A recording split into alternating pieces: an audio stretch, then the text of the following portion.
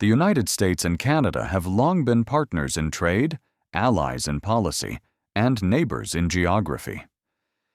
But in 2018, that relationship took a sharp turn when then U.S. President Donald Trump launched a tariff war not just with global powers like China, but also with close allies, including Canada. This article will unpack the origins of the Trump-Canada tariff war, specific tariffs imposed by the U.S., Canada's retaliatory measures, key sectors impacted, strategic pivots made by Canada to counter U.S. economic aggression, how the Canadian economy ultimately emerged more diversified and resilient. Donald Trump came into office in 2016 with a campaign centered on America First. One of the pillars of this platform was the belief that the U.S. was getting a bad deal in almost every international trade agreement, including NAFTA, North American Free Trade Agreement, which he called the worst trade deal ever made. Key beliefs driving Trump's tariff policy. Trade deficits hurt the U.S. Manufacturing jobs were lost to cheaper foreign labor. American steel and aluminum needed protection. Canada, despite being an ally, was accused of taking advantage of the U.S. through unfair trade practices. In March 2018, Trump announced Section 232 tariffs, 25% on imported steel, 10% on imported aluminum. Canada was the largest supplier of both to the U.S. These tariffs hit Canadian producers hard, despite their military and economic alliance with the U.S. Trump consistently criticized Canada's supply management system for dairy, calling out massive tariffs, up to 270%, on U.S. milk products entering Canada. This became a focal point in both the tariff discussions and NAFTA renegotiations. On July 1, 2018, Canada imposed 16.6 billion Canadian dollars in retaliatory tariffs, targeting U.S. goods including aluminum, steel, and industrial goods, whiskey and orange juice, maple syrup and yogurt, motorboats and lawnmowers. The list was strategically selected to impact Trump-leaning regions like Kentucky, bourbon, Wisconsin, dairy, and Florida, orange juice. Former Prime Minister Justin Trudeau took a firm but diplomatic stance. He said, "We will not escalate, but we will not back down." Canada leaned into multilateralism, strengthening ties with the European Union, EU, Japan and South Korea, Mexico and other Pacific Rim nations.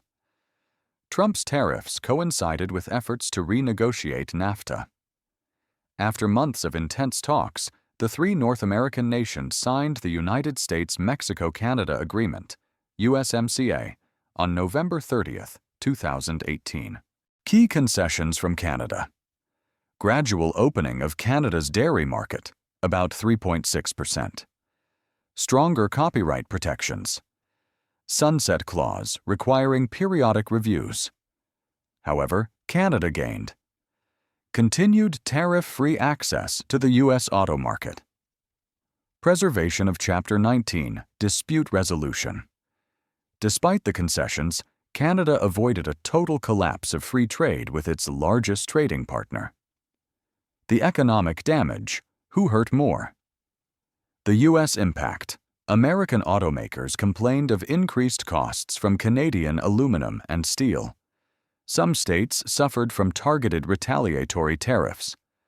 Farmers in the Midwest were caught in broader trade wars with Canada, China, and the EU. The Canadian impact. Steel and aluminum industries initially suffered production slowdowns. Dairy farmers were furious over USMCA concessions. Trade uncertainty slowed business investment, but Canada acted swiftly to adapt. Canada used the crisis to pivot away from U.S. dependency. 1. Comprehensive Economic and Trade Agreement, CETA, with the EU. Remove tariffs on 98% of goods between Canada and Europe. boosted exports to France, Germany, and Italy too.